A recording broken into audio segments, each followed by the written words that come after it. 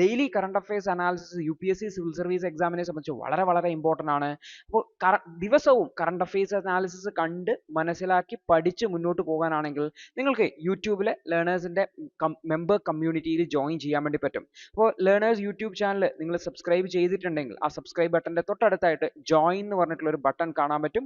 ഈ ഒരു join button click ചെയ്ത് മാസം വെറും 159 രൂപയ്ക്ക് നിങ്ങൾക്ക് കറണ്ട് അഫയേഴ്സ് അനാലിസിസുകൾ മലയാളത്തിൽ എല്ലാ ദിവസവും കാണാൻ വേണ്ടി പറ്റും. നവംബർ 12-ാം തീയതിയിലെ UPSC സിവിൽ സർവീസ് എക്സാമിന് റിലവൻ്റ് ആയിട്ടുള്ള കുറച്ച് ടോപ്പിക്കുകളാണ് നമ്മൾ ഡിസ്കസ് ചെയ്യാൻ വേണ്ടി പോകുന്നതായിട്ടുള്ളത്. അതിൽ ആദ്യത്തെ ടോപ്പിക് എന്ന് പറയുന്നത് ഫയർ ക്രാക്കേഴ്സ് ബാനുമായി ബന്ധപ്പെട്ട് ഡൽഹിയിൽ ഫയർ ക്രാക്കേഴ്സ് ബാനുമായി ബന്ധപ്പെട്ടുള്ള സുപ്രീം കോടതിയുടെ ഓർഡറുമായി ബന്ധപ്പെട്ടാണ്. ഇപ്പോൾ സുപ്രീം കോടതി പറഞ്ഞിട്ടുള്ളതെന്ന് വെച്ചാൽ സാധാരണ ഇത്തരത്തിലുള്ള ഫയർ ക്രാക്കേഴ്സ് അത് റിലീജിയസ് കണക്ഷനുമായി ബന്ധപ്പെടുത്തിയാണ് കോടതിയിൽ വാദിക്കാറുള്ളത്. അതായത് മതപരമായിട്ടുള്ള അല്ലെങ്കിൽ മതത്തിന്റെ ആചാരവുമായി ബന്ധപ്പെട്ടാണ് ഇത്തരത്തിലുള്ള ഫയർ ക്രാക്കേഴ്സ് ഉപയോഗിക്കുന്നത്. അതുകൊണ്ട് തന്നെ അതിൽ കോടതിക്ക് ഇടപെടുന്നതിന് പരിമിതികളുണ്ട്. കാരണം റിലീജിയസ് ഫ്രീഡത്തിന്റെ ഭാഗമായിട്ടാണ് വരിക എന്നുള്ള രീതിയിൽ. പക്ഷേ ഈ ഒരു വിഷയം സുപ്രീം കോടതി പരിശോധിക്കുകയും സുപ്രീം കോടതി വളരെ വ്യക്തമായിട്ട് പറഞ്ഞു ഒരു റിലീജിയൻ പോലും പൊല്യൂട്ടിംഗ് ആക്ടിവിറ്റീസിനെ എൻകറേജ് ചെയ്യില്ല. അതായത് പൊല്യൂഷൻ എന്ന് പറയുന്നത് നമ്മുടെ ഫണ്ടമെന്റൽ റൈറ്റ്, അതായത് സിറ്റിസന്റെ ഹെൽത്ത് എന്ന് പറയുന്നത് ഫണ്ടമെന്റൽ റൈറ്റ് ആണ്. അതിനെ വയലേറ്റ് ചെയ്യുന്ന ഒരു സംഭവമാണ്. അതുകൊണ്ട് തന്നെ ഈ ഒരു ഫയർ ക്രാക്കേഴ്സ് ഒരു റിലീജിയന്റെ ഭാഗമാണ് എന്നുള്ള രീതിയിൽ പറയാൻ പറ്റില്ല എന്നാണ് സുപ്രീം കോടതി പറഞ്ഞത്. അപ്പോൾ ഇതിന്റെ മേലെ ഫൈനൽ ഡിസിഷൻ വന്നിട്ടില്ല. സുപ്രീം കോടതിയുടെ വാദത്തിനിടയിൽ വന്നിട്ടുള്ള ഒരു കമന്റ് മാത്രമാണ്. നവംബർ 25-ന് ഇതിന്റെ മേലെ ഡിസിഷൻ എടുക്കും എന്നാണ് പറഞ്ഞിട്ടുള്ളത്. അപ്പോൾ എന്താണ് ഈ ഒരു വാർത്ത എന്ന് നോക്കാം. സുപ്രീം കോടതി വളരെ വ്യക്തമായി പറഞ്ഞു, അതായത് ഫയർ ക്രാക്കേഴ്സിനെ റിലീജിയനുമായിട്ട് ലിങ്ക് ചെയ്ത് പറയണ്ട. കാരണം റിലീജിയൻ ഒരിക്കലും ബേസ്റ്റിംഗ് ഓഫ് ഫയർ ക്രാക്കേഴ്സ് അല്ലെങ്കിൽ പൊല്യൂഷൻ ഉണ്ടാക്കണം അല്ലെങ്കിൽ ആൾക്കാരുടെ ആരോഗ്യത്തിന് ഹാം ഉണ്ടാക്കണം എന്നുള്ള രീതിയിൽ കാര്യങ്ങൾ പറയില്ല എന്നാണ് പറഞ്ഞിട്ടുള്ളത്. അപ്പോൾ ഡൽഹി ഗവൺമെന്റ് ബാൻ ഏർപ്പെടുത്തിയിട്ടുണ്ടായിരുന്നു ദസറയോടനുബന്ധിച്ച് ഒക്ടോബർ 14-ന് 2 ദിവസത്തേക്ക്. അപ്പൊ ഇതില് ദീപാവലിയുടെ സമയത്ത് അപ്പൊ ഇതിനെതിരായിട്ടാണ് ഈ ഒരു അപ്പീൽ അല്ലെങ്കിൽ ഈ ഒരു കോടതിയെ സമീപിച്ചിട്ടുണ്ടായെന്ന് ഓർത്തു വെക്കാം. അപ്പൊ ഓർത്തു വെക്കേണ്ട കാര്യം എന്ന് വെച്ചാല് ഡൽഹി പോലീസ് കൺസേൺ പറഞ്ഞിരുന്നു, അതായത് അവിടെ സഫീഷ്യന്റ് ആയിട്ടുള്ള ടൈം ഇല്ല. കാരണം ഓൾറെഡി ആൾക്കാരൊക്കെ ഫയർ ക്രാക്കേഴ്സ് വാങ്ങി കയ്യിൽ വച്ചിട്ടുണ്ടായിരുന്നു. ഇപ്പൊ 2 ദിവസം മുന്നെയാണ് ഈ ഒരു ബാൻ ഒക്കെ ഇംപ്ലിമെന്റ് ചെയ്തത് എന്നും ഡൽഹി പോലീസ് അന്ന് പറഞ്ഞിട്ടുണ്ടായിരുന്നു എന്ന് കൂടി ഓർത്തു വെക്കേണ്ടതാണ്. അപ്പോൾ സുപ്രീം കോടതി ഈ ഒരു വിഷയത്തിൽ പറഞ്ഞതെന്ന് വെച്ചാൽ right to live in a pollution free environment എന്ന് പറഞ്ഞ ഒരു ഫണ്ടമെന്റൽ റൈറ്റ് ആണ്.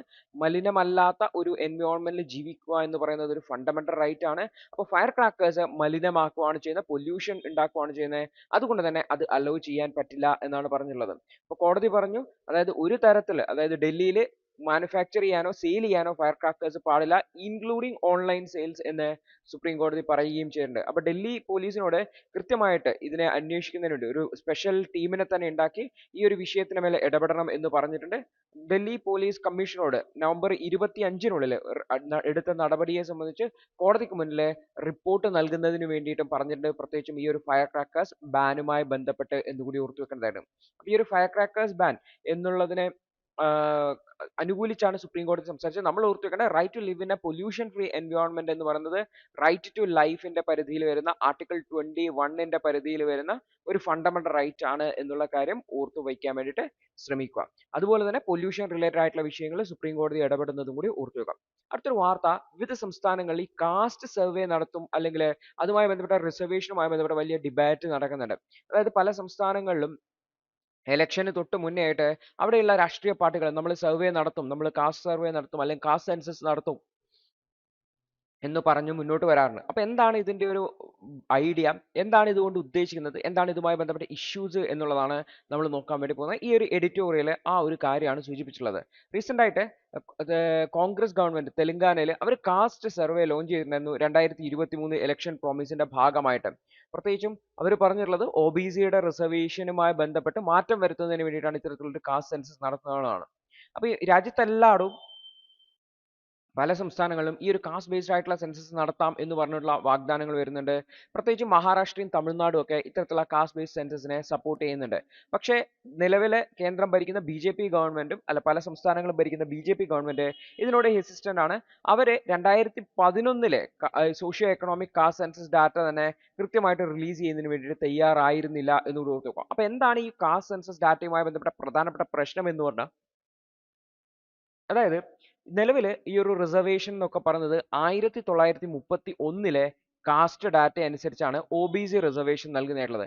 SC ST റിസർവേഷൻ പുതുക്കുന്നുണ്ട്. കാരണം ഓരോ വർഷവും സെൻസസ് നടത്തുമ്പോൾ SC ST ഡാറ്റ എടുക്കുന്നുണ്ട്. പക്ഷെ OBCയുടേത് 1931 ഡാറ്റയാണ്.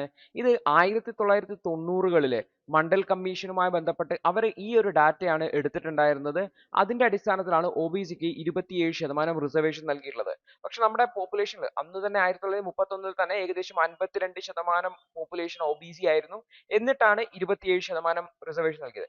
ഇന്ന് OBCയുടെ റിസർവേഷൻ പോപ്പുലേഷൻ എത്രയാണ് എന്ന് കണക്കാക്കി അതിനനുസരിച്ച് റിസർവേഷൻ നൽകുക എന്നുള്ളതാണ്. അതായത് OBC വിഭാഗത്തിന് ഹയർ റിസർവേഷൻ കിട്ടുക, SC STക്കും അതുപോലെ ഹയർ റിസർവേഷൻ കിട്ടുക എന്നുള്ളതാണ് ഒരു പ്രധാനപ്പെട്ട ഉദ്ദേശമായിട്ട് കരുതുന്നുള്ളത്. അപ്പോൾ ഈ ഒരു OBC കാറ്റഗറിയിലുള്ള ആൾക്കാരുടെ വോട്ടിനെ സ്വാധീനിക്കാനാണ് ഇത്തരത്തിലുള്ള കാസ്റ്റ് സെൻസസ് നടത്താം എന്നുള്ള വാഗ്ദാനം നൽകുന്നതായിട്ടുള്ളത്. പക്ഷേ ഇതിനൊരുപാട് പൊളിറ്റിക്കൽ ആയിട്ടുള്ള അതുപോലെ തന്നെ ലീഗൽ ആയിട്ടുള്ള തടസ്സങ്ങൾ ഉണ്ട് എന്ന് കൂടി ഓർത്തു വെക്കണം. തന്നെ ഒന്നാമത് ഇത്തരത്തിലുള്ള സർവേകൾ നടത്തുന്നത് സംബന്ധിച്ച് സെൻട്രൽ ഗവൺമെന്റും സ്റ്റേറ്റ് ഗവൺമെന്റും തമ്മിൽ അഭിപ്രായ വ്യത്യാസമുണ്ട്. സെൻട്രൽ ഗവൺമെന്റ് BJP ആണ് ഭരിക്കുന്ന ഗവൺമെന്റ്, അവർക്ക് താല്പര്യമില്ല. സ്റ്റേറ്റുകളിൽ വിവിധ ലോക്കൽ പാർട്ടീസ് ഉണ്ട്, റീജിയണൽ പാർട്ടീസ് ഉണ്ട്, അല്ലെങ്കിൽ കോൺഗ്രസ് ഉണ്ട്. അപ്പോൾ ഇവർക്ക് അതിനോട് താല്പര്യമുണ്ട് എന്നുള്ളതാണ്. അതേസമയത്ത് കോടതികൾ സ്ട്രെസ് ചെയ്യുന്നുണ്ട് കൂടുതലായിട്ട് ഇത്തരത്തിൽ ഡാറ്റ പുറത്തേക്ക് വരുമ്പോൾ കൂടുതൽ റിസർവേഷൻ വേണം എന്ന് പറഞ്ഞുകൊണ്ട് മുന്നോട്ട് വരാനുള്ളതുണ്ട്. അത് നിലവിലുള്ള റിസർവേഷൻ സിസ്റ്റത്തെ ബാധിക്കാനുള്ള സാധ്യതയുണ്ട്. അപ്പോൾ അതിൽ കുറച്ച് ആൾക്കാർക്ക് നഷ്ടപ്പെടും, കുറച്ച് ആൾക്കാർക്ക് അധികം വരും. അപ്പോൾ അത് ഒരു പൊളിറ്റിക്കൽ ആയിട്ടുള്ള ഇഷ്യൂ ആയിട്ട് മാറാനുള്ള സാധ്യതയുണ്ട് എന്നുള്ളതാണ് ഒരു വിഷയമായിട്ടുള്ളത്. ഇപ്പോൾ സുപ്രീം കോടതി ഓൾറെഡി റിസർവേഷൻ എന്ന് പറയുന്നത് മാക്സിമം 50% ലിമിറ്റ് ചെയ്യണം എന്ന് പറഞ്ഞിട്ടുണ്ട്. അതുകൊണ്ട് തന്നെ ഈ ഒരു റിസർവേഷൻ ഡാറ്റ പുറത്തേക്ക് വരും, അല്ലെങ്കിൽ ഈ ഒരു കാസ്റ്റ് സെൻസസ് ഡാറ്റ പുറത്തേക്ക് വരുന്ന സമയത്ത് അത് കൂടുതൽ റിസർവേഷൻ വേണമെന്ന് പറയുമ്പോൾ ഈ 50% ലിമിറ്റിന്റെ ഉള്ളിൽ ഉൾപ്പെടുത്തുക എന്ന് പറയുന്നത് ചാലഞ്ചിങ് ആയി മാറും എന്നുള്ളതാണ്. മറ്റൊന്നാണ് ക്രിമിലെയർ ക്രൈറ്റീരിയയുമായി ബന്ധപ്പെട്ട്. ക്രിമിലെയർ ക്രൈറ്റീരിയ എന്ന് വെച്ചാൽ നിലവിൽ OBCക്കാണ് ക്രിമിലെയർ ക്രൈറ്റീരിയ ഉള്ളത്. അതായത് OBCയിലെ തന്നെ സമ്പന്നരായിട്ടുള്ള ആൾക്കാർക്ക് റിസർവേഷൻ ബെനിഫിറ്റ് കിട്ടില്ല. 8 ലക്ഷത്തിലധികം വരുമാനമുള്ള പാരന്റൽ ഇൻകം 8 ലക്ഷത്തിന് മേലെയുള്ള ആൾക്കാർക്ക് ഈ ഒരു റിസർവേഷൻ കിട്ടില്ല. അപ്പോൾ അവരെയാണ് ക്രിമി ലെയർ എന്ന് വിളിക്കുന്നതായിട്ടുള്ളത്. അപ്പം നിലവിൽ നോൺ ക്രിമി ലെയറിന് മാത്രമാണ് കിട്ടുന്നതായിട്ടുള്ളത്. പക്ഷേ ഇത് OBCയിൽ മാത്രമേ അപ്ലിക്കബിൾ ഉള്ളൂ. ഇത് SC STയിലേക്കും കൂടെ അപ്ലിക്കബിൾ ആക്കണം എന്നുള്ള രീതിയിൽ പറയുന്നുണ്ട്. അപ്പോൾ ഈ ഒരു ക്രിമിലെയർ ഇഷ്യൂവിൻ മറ്റൊരു വിഷയമാണ് എന്ന് കൂടി ഓർക്കുക. അപ്പോൾ ഈ ഒരു റിസർവേഷൻ സിസ്റ്റത്തെ അല്ലെങ്കിൽ റിസർവേഷൻ പോളിസീനെ തൊടാൻ ഗവൺമെന്റുകൾക്ക് പേടിയാണ്, പ്രത്യേകിച്ചും ഭരിക്കുന്ന ഗവൺമെന്റുകൾക്ക് പേടിയാണ്. കാരണം അത് ഒരു വിഭാഗത്തിന്റെ വോട്ട് നഷ്ടപ്പെടുന്നതിനും ഒരു വിഭാഗത്തിന്റെ വോട്ട് ലഭിക്കുന്നതിനും കാരണമാകും. അതുമായി ബന്ധപ്പെട്ട കൺസേൺസ് ആണ് ഒരു പ്രധാനപ്പെട്ട കാര്യം എന്ന് കൂടി ഓർക്കുക. അതുപോലെ തന്നെ ചിലപ്പോൾ ഒരു കമ്മ്യൂണൽ ആയിട്ടുള്ള രീതിയിലേക്കൊക്കെ വയലൻസ് ഉയരാൻ സാധ്യതയുണ്ട്, റിസർവേഷൻ റിലേറ്റഡ് ആയിട്ടുള്ള സമരങ്ങളും മറ്റുമൊക്കെ ആയിട്ട് എന്ന് കൂടി ഓർക്കുക. അതുകൊണ്ടാണ് അതിനോട് വലിയ താല്പര്യം കാണിക്കാതെ നിലവിലുള്ള സിസ്റ്റം പോകട്ടെ എന്നുള്ള ഒരു രീതി ഗവൺമെന്റ് അപ്രോച്ച് ചെയ്യുന്നത്. അടുത്തൊരു വാർത്ത നമ്മുടെ രാജ്യത്ത് ഒരു കാർബൺ ക്രെഡിറ്റ് മെക്കാനിസം ഉണ്ടാക്കുന്നതിനെ കുറിച്ചാണ്. അപ്പോൾ എന്താണ് കാർബൺ ക്രെഡിറ്റ് മെക്കാനിസം, എന്താണ് അതിന്റെ ഇമ്പോർട്ടൻസ് എന്നൊക്കെ നമ്മൾ കുറേ ദിവസങ്ങളായിട്ട് ഡിസ്കസ് ചെയ്തിട്ടുണ്ട്. അപ്പോൾ നമുക്ക് ബ്രീഫ് ആയിട്ട് നോക്കാം എന്താണ് ഓഥർ പറയാൻ ശ്രമിക്കുന്നത്, എന്താണ് ഈ ഒരു കാർബൺ ക്രെഡിറ്റ് മെക്കാനിസം കൊണ്ട് ഉദ്ദേശിക്കുന്നത് എന്നുള്ളത്. അപ്പോൾ COP സമ്മിറ്റ് ദി ഹിന്ദുവിന്റെ ഇന്നത്തെ വിശകലനം കണ്ടതിന് നന്ദി. നിങ്ങൾക്ക് ഇത് സഹായകരമായെന്ന് വിശ്വസിക്കുന്നു.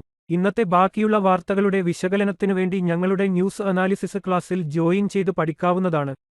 ഒരു മാസം വെറും 159 രൂപയ്ക്ക് നിങ്ങളുടെ UPSC തയ്യാറെടുപ്പിന് ആവശ്യമായ എല്ലാ പ്രധാന വിശദാംശങ്ങളും ഉൾക്കൊള്ളുന്ന ഒരു സമഗ്രമായ ന്യൂസ് അനാലിസിസ് നിങ്ങൾക്ക് മലയാളത്തിൽ ലഭിക്കും.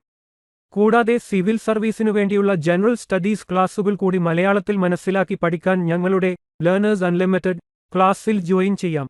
മാസം വെറും 1500 രൂപയ്ക്ക്.